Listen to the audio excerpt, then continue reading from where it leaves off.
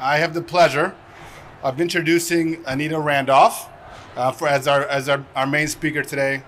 I've known Anita for many years now. She came actually into my lab as a postdoc and it just flourished, doing all types of work around her neuroscience, public outreach.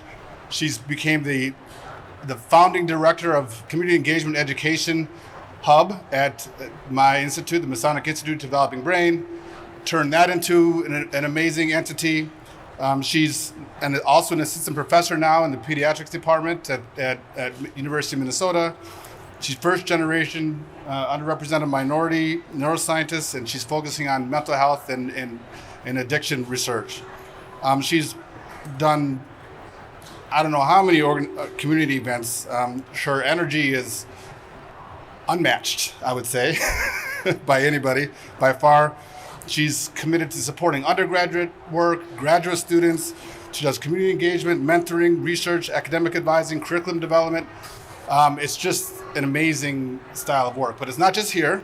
She's done this work internationally, in Ghana, Tanzania, South Africa. She's really been all over the place, and she's just getting started. So I am just so happy to have Anita come up here and tell us about her work. Thank you so much, Anita, for all you've done. Let's give her a round of applause and welcome her. Hi, good to see everyone. Your video was awesome, by the way. I loved your video, it was super cool. Today I'm just gonna highlight a lot of the work that I was doing with Damien since I joined his team back in 2019 and all the work we've been doing at the University of Minnesota. The talk is Flourishing with Community, Leveraging Multiple Sources of Knowledge to Evaluate Basic Science Research and Drive Collective Benefit with the Community. A lot of the work that we've done so far together has been highlighted in one of our articles that's here on the screen. So if you would like to learn more, check out our article, and I'm here to connect as well after today's talk. And it outlines how we were really thorough in building a lot of our infrastructure and creating a lot of action-oriented community engagement work and community engaged research for the community. So much of my work, I just love people. I love talking. I love connecting. I love hanging out. And so I spend a lot of time with community. The first picture on the left is me and my husband. I drag him everywhere with me in the community. My sister is from Atlanta, but she already knows that when she comes to visit us in Minnesota, she goes out with us. So it's me and my husband and my little sister. We were out at this community event planting sunflowers around town. And so I just love this picture so much. This is just kind of show that you could do engagement in so many spaces, not just in academia and our buildings, but you can also go out in community and have fun. And then the video on the right, they had a community event at a bowling alley, but we didn't bowl, ended up dancing the whole night.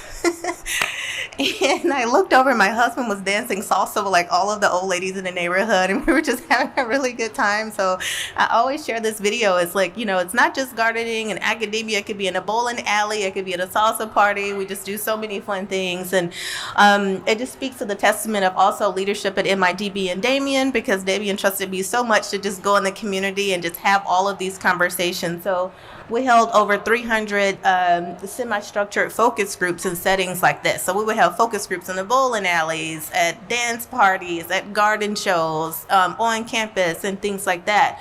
And it was in these intimate settings that we were really able to build a lot with community. And we really coined this community first model at our institute. That Damien is the co-director of. And so with community on our side, the building was just being built. They would put on a hard hat, they would come out, they would talk. It was in the middle of a pandemic too, so they would even Zoom and meet with Damien and other people in leadership. And so I really love these pictures to kind of show how in academia we can actually bring community alongside. No matter what phase you're in, no matter what stage you're in your project, community can be right there with you from the beginning.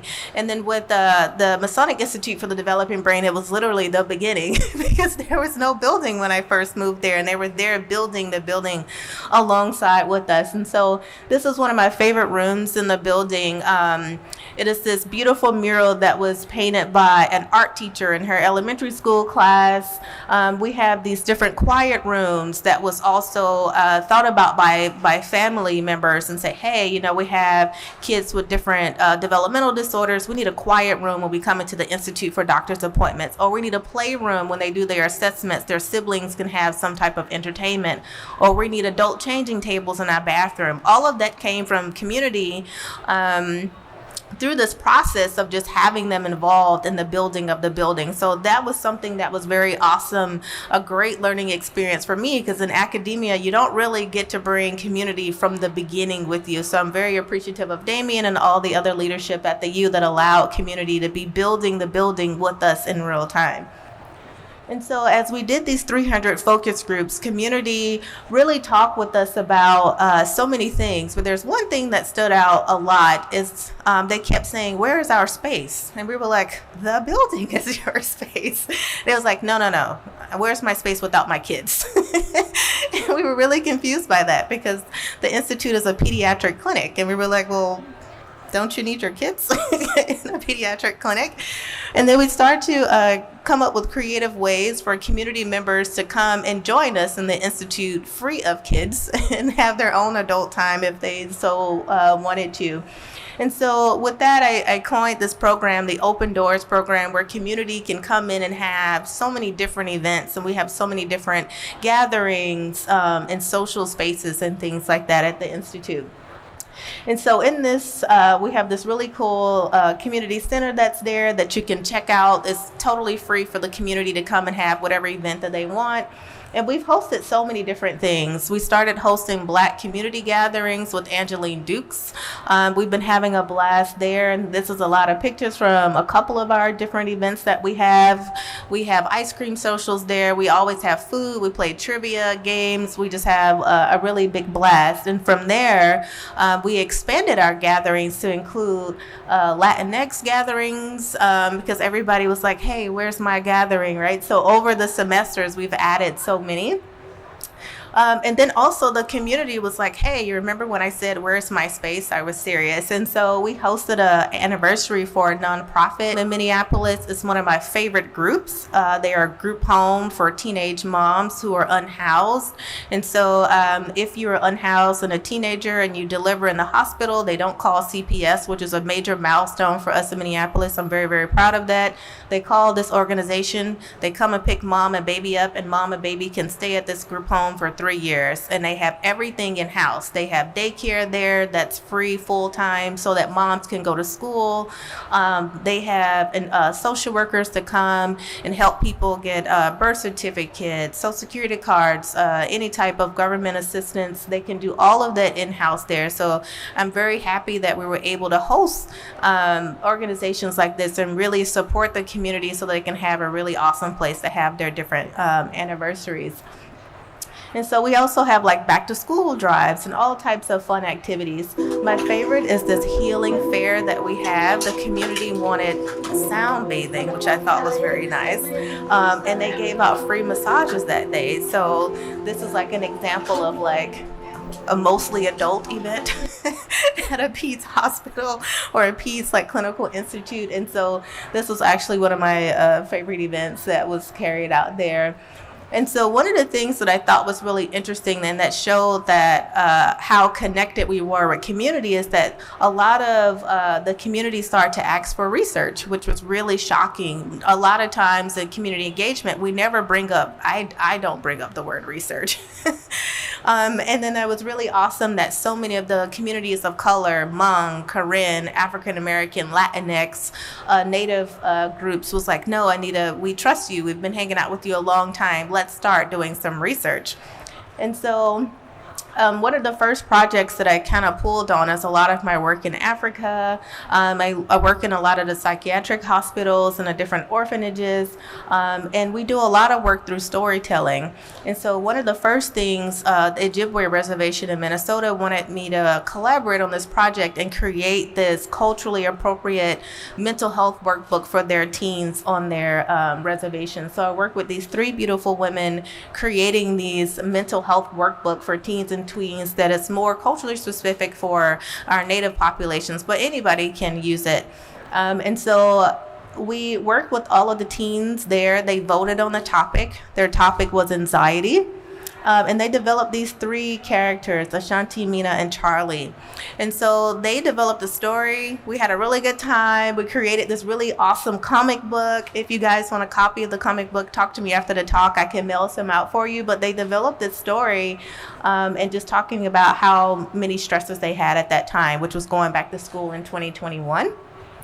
And one of the things that I really loved and I learned a lot is they also had culturally specific activities that was very near and dear to them culturally as identifying as Ojibwe. So they have these body scan exercises that are connected to their culture.